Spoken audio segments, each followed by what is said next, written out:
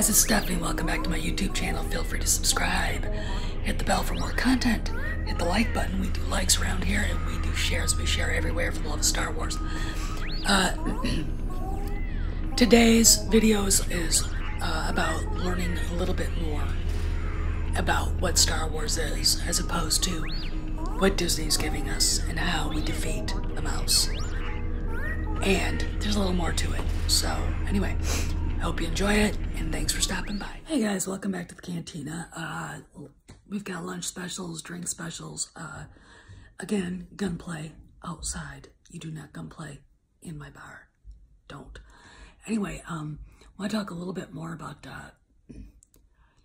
how you learn Star Wars. And I talked a little bit about the other day about the book Star Wars: The Magic of Myth, and then Joseph Campbell. There are lots of documentaries talking to him about the hero's journey. Also read that book that he wrote. And lots of documentaries, interviews with George Lucas about where he came up with the ideas, the underlying themes of Star Wars, because Disney has not presented them right. And when I look at the way everyone's been, you know, the few people who actually like Disney canon, they don't know anything about Star Wars at all. And I'm here to explain how, if you're curious, to learn what it really means. Because I think once you understand, you'll be very angry at Disney for what they did. But let's go further.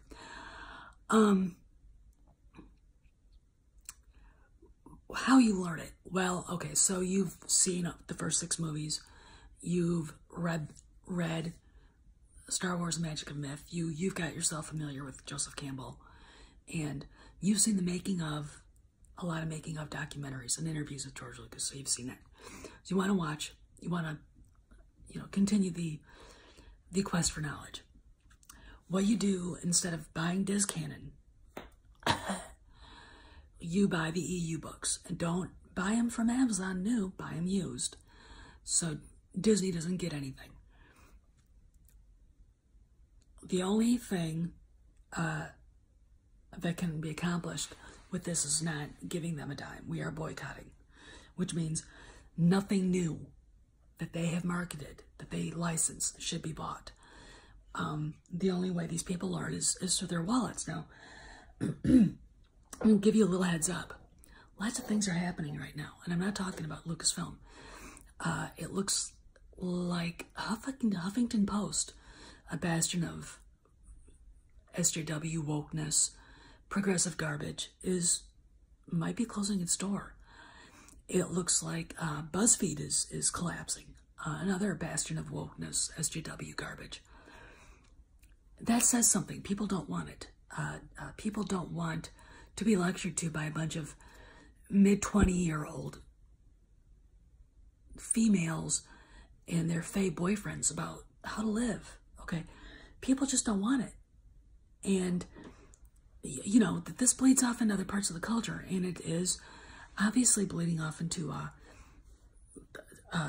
Disney, what they've done and what they've allowed to have happen, actually, at Lucasfilm under Filoni Von Pantsuit, Kathleen Kennedy.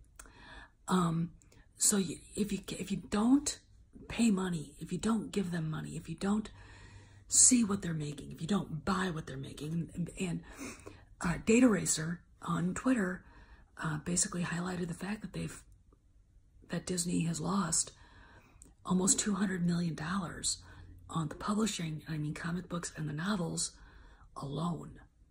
Okay, people don't want quote unquote woke Star Wars.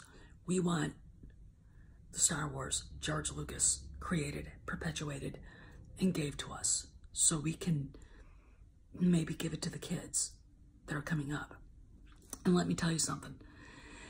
There are a lot of kids out there that don't like the woke shit either. They don't like Rey. They don't like Kyle Ron. They have no connection to Finn or Poe. It's an interesting little conundrum that Disney has found itself in. So what do? You want to find out more. You want to find out the truth. You want to follow Han, Leia, and Luke on their adventures and meet the new people they meet. and get into their characters as they grow into it, as they grow more into their adulthood and wisdom. And you start buying the EU books, the Trusa Bakura, The Courtship of Princess Leia, which is, if I was animating that, I'd probably change it a little. I'd probably change that story a little.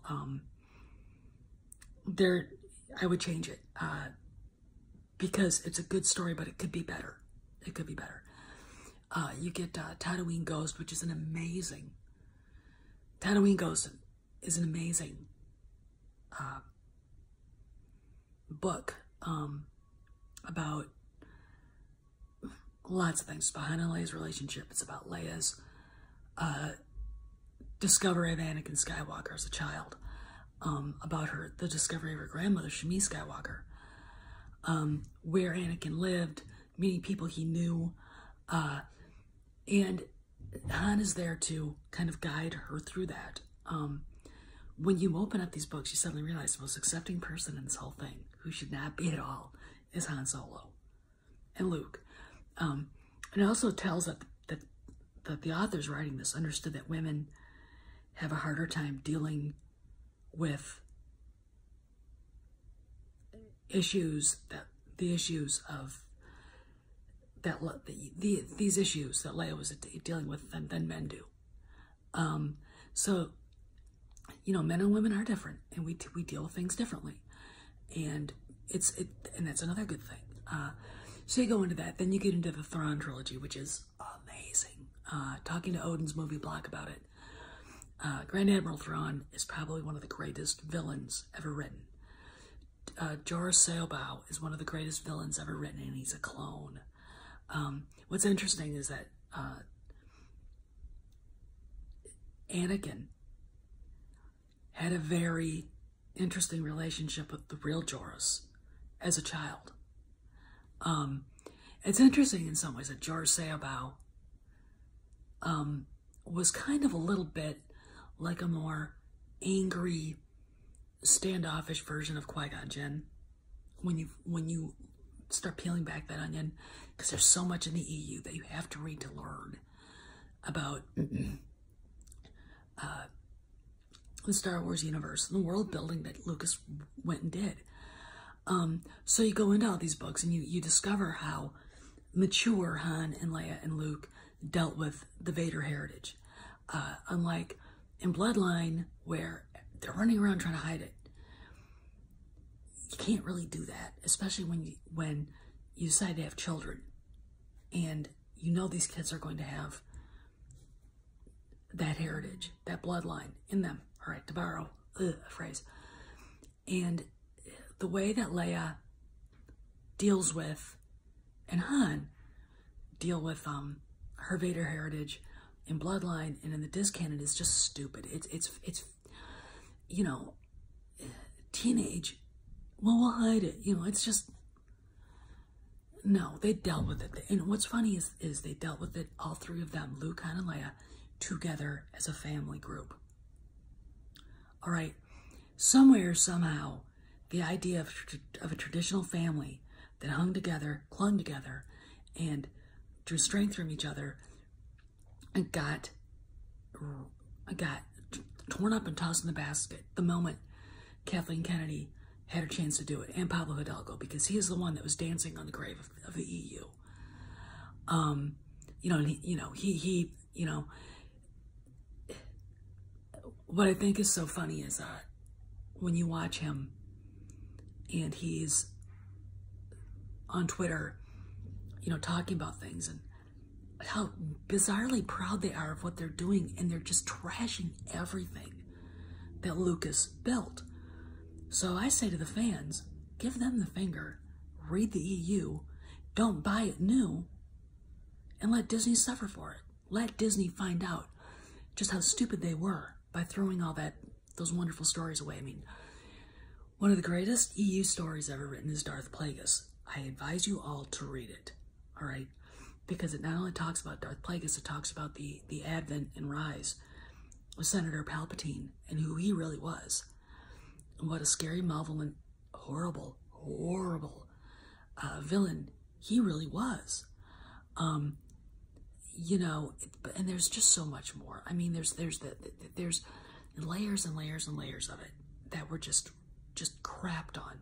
Not to mention, you know, Darth Vader's, you know, Anakin's grandchildren, Jason, Jaina, and Anakin Solo, Ben Skywalker. You know, you want strong women, you got Mara Jade, you know, but no, we have to have Mary Sue Ray and Rose Tico and Vice Admiral Gender Studies. So, you know, my advice when you're reading these is to not buy them new. Again, like I said, I'm going to say this again. Don't buy them new. Buy them used. Go on eBay. Go on Amazon. Look for the used copies. Don't buy the new ones that are being sold, because you're helping Disney. We're not doing that right now anymore. We're teaching them a lesson. And we're enjoying Star Wars as it should be enjoyed. Okay? We are handing our kids the legacy that it should have been. You know, the Millennium Falcon, the Skywalker lightsaber. I mean, and I'm going to go off on a tangent here. Disney decided to label the Skywalker lightsaber Rey's lightsaber. It's not. It is the Skywalker lightsaber. It is not her lightsaber at all. It is the Skywalker lightsaber. It was Anakin's. He built it himself, as a Jedi would. It was inherited by Luke, and then inherited, why, I don't know, by Rey, considering she's no more Skywalker than I am. Okay, unless we suddenly get a big surprise.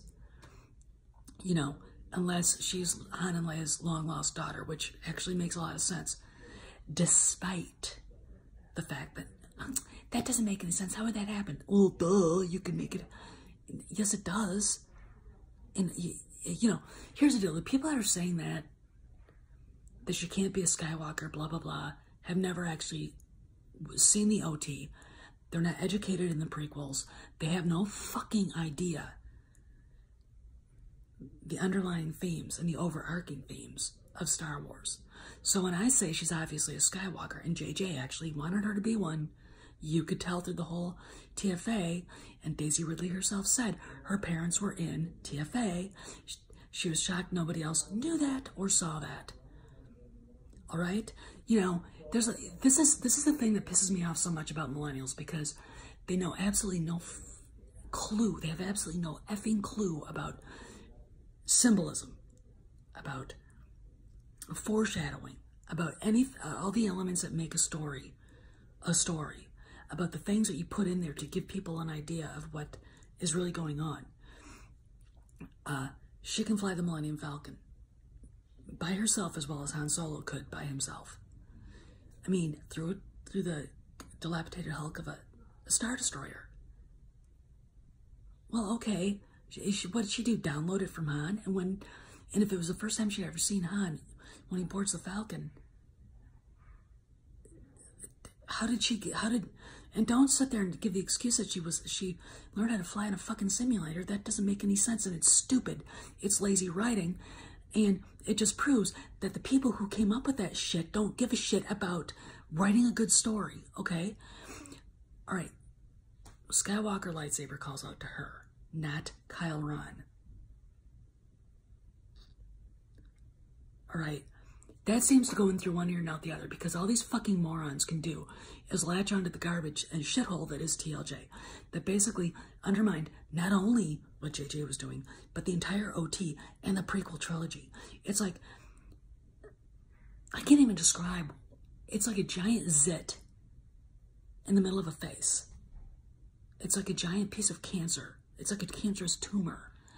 And all these uneducated, indoctrinated, and I've seen Pablo's actually used the word indoctrinated people, will latch on to that. And what pisses me off the most is that people like Pablo Hidalgo, who worked for George Lucas, who should have gratitude that he even noticed them, don't give a fuck about what they've done to his legacy. They have zero gratitude about the gifts and the chances and the opportunities he gave them. I want y'all to think about that. No gratitude at all. You find, and I've said this before, but you freaking find me one moment where Hidalgo, in a moment of reflection, not that the guy ever reflects about anything, says, I really owe George Lucas a debt of gratitude for everything he's done for me. Dave Filoni has. You know, there are people at Lucasfilm that are still there that would say that. Hidalgo and the woke group, no, they won't. They don't give a shit. They want to tear apart everything he did because for some reason they have to turn everything into identity politics garbage. All right? And pissed off because the audience isn't having it. Really? We're not having it? Of course we're not having it. All right? So what you do to fight back is you get the EU used. You get all of them used. Because there's so much out there. There's so much out there that is so great. Great stories, and they go along with what Lucas wanted to do. You know, and I'm going to leave you guys with this. It's really sad that no one stopped to think once what they were doing and how the harm they were causing the franchise by tearing it apart. Nobody. And the fact that episode 9 won't make $600 million. No one's going to see it. I'm not going to see it. I was, and now I'm not. You know, I need more information. All right. I wait to see Grace Randolph's spoilers so I can tear it apart because I know I'm gonna do it. You know, because even if it's got everything we want, how's it gonna look? What's, you know, it's almost like when I think about it, all these new characters that JJ's adding on there and all the rest of this shit, it's like, you people are putting 10 pounds of shit in a 5-pound bag. And it's gonna be awful. It's gonna be awful. And why? Because no one challenged Kathleen Kennedy on what Ryan Johnson was doing. The only one who shot warning shots across the bar was Mark Hamill, and they all thought they could run him over. And Bob Iger just let her do it too, which pisses me off because I would have stepped in and said, no, we're not doing this. We're following what JJ wanted. And the reason why is because what this round-headed clown is doing doesn't make any sense anymore. And you're going to piss the fans off hugely. And you just let her do it. Now, maybe he just wanted her to maybe he wanted to have the excuse to get rid of her, but at the expense of Star Wars. So anyway, this is Steph. Like I said, you know, I rambled a little bit today, but you got to read the EU, buy it used to keep going with your education on how you learn Star Wars. And you buy them used, because this is going to be the best way to give Disney the big middle finger. Okay, we are winning this fight. The fandom menace is winning this fight. I want you guys all to know that now. We, you, me, everybody, we're winning this war. Okay? And they know it. Lots of stuff going down. Just, you know, get ready for more. All right, so this is Steph, signing out. Hey guys, hope you enjoyed the video. Feel free to like, hit the bell for more content. Oh, and subscribe. You gotta do that before you hit the bell. And share away. We share away here for the love of Star Wars. Thanks for stopping by the cantina, and we'll see you around the galaxy.